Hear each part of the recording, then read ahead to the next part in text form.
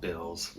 Who doesn't love bills? No, not the dollar bills, idiot. I'm talking about the bills that are the foundation of every single law created right here in the United States of America, the US of A, and maybe other countries. I don't know and I don't care. Either way, I'm here to tell you what you probably already knew, at least if you paid attention in this class.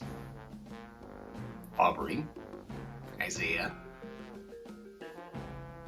my eye on you. Now let's take a closer look at how a bill works its way up the ladder to become a fully fledged law, or in my case, puts a barrier in between me and taking my kangaroo to Great Clips. It's weird that that's a law, but it's fine. It only made me lose a couple of nights of sleep. So first things first, if you're gonna have a law, you're gonna need a bill. And to get that bill, you're gonna need a reason to have the bill to make the law, right? So for a bill to work its way up to become a law, it needs a reason to exist first. Makes sense. So let's say, for example, I go to Great Clips, like an idiot, and then I bring my pet kangaroo, like an idiot. But on this occasion, when I bring my pet kangaroo, he pulls out a gun and shoots the barber. Now all of a sudden, there's a need for a bill to create a law, which limits kangaroos and their ability to attend a barber.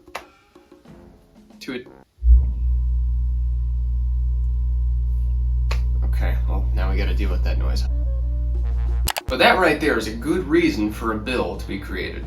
That being the kangaroo, you know? Like a kangaroo shot my barber.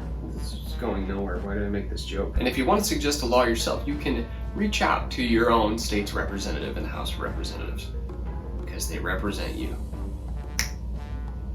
Sounds like an insurance commercial. Anyone in Congress, whether it be in the Senate or the House of Representatives, is able to propose and sponsor a law. A bill. I meant to say a bill. And once a bill is written, it is placed into a box called a hopper. It's not an important detail. They just call it the hopper. Thought I'd mention it. But now step one is done. The bill has been written and placed into a hopper.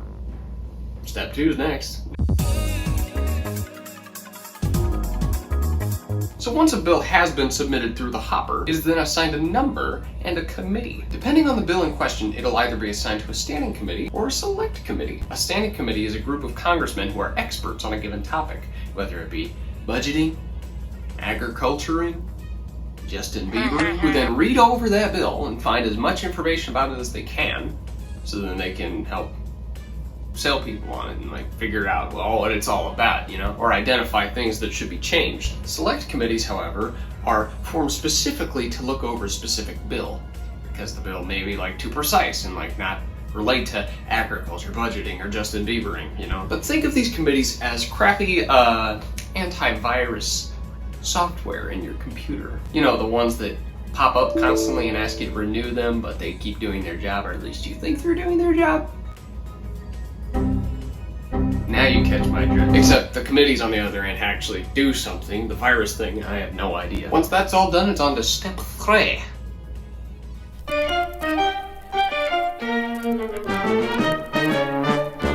When the committees are all done looking over and scrounging through that bill as much as they can, then the whole floor votes on if it should be passed on to the next step or revised more. They debate and debate until the House of Representatives either gets a majority vote or the Senate gets a 3/5 majority vote. And when a bill fails to receive enough votes in either chamber of Congress, it dies.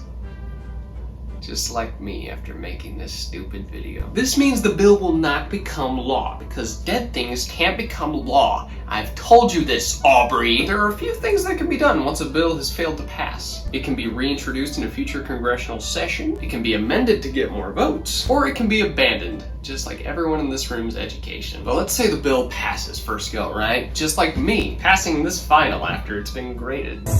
What happens then? Well, it's quite simple. They do all of that all over again in the other chamber of the Congress. It's long, it's tedious, but thorough. This ensures that no little detail goes unnoticed, so that you can't sneak that little sneaky bit into the bill, which then sneaks past the president because he's stupid, which then sneaks into law, you know? God. And then finally, the bill has been written, it's gone through the whole committee shebang right there, it's gone and been voted on. It's done all of that again in the second chamber, right? And now it's Obama time. Soda! So this little bill that was once no more than just a simple thought in someone's brain has now cleared every single obstacle on its way to become a law. Except for one. The final boss. The last little road bump. Last little annoyance. The President of the United States of America.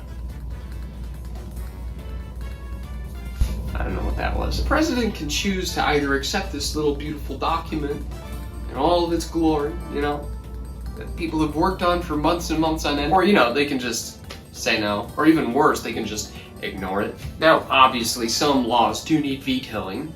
You don't want the law where the kangaroo's not allowed to go into the barber shop, but, you know, that's fine. But imagine working on this bill for as long as you do. You ship it off to the president, you think it's a nice little bundle of law, and then he just says, no. How would you feel? It's probably very sad for them to see all that work go up into flame, you know? Except not really, because the veto can be vetoed by a 2/3 vote in either the House or the Senate, so it's not that much of a loss. Like, if it really needs to pass, it can, but it's difficult to get there. But let's say, hypothetically, they've accepted this beautiful little bill, right?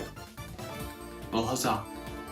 You have yourself a beautiful baby boy law. Am I right? Hey there, little guy, you get away from me.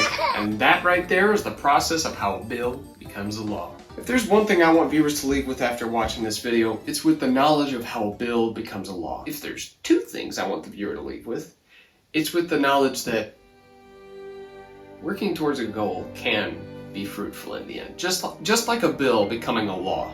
It's a long, tedious process. It hurts. It's painful. There's so many obstacles you gotta jump through, right?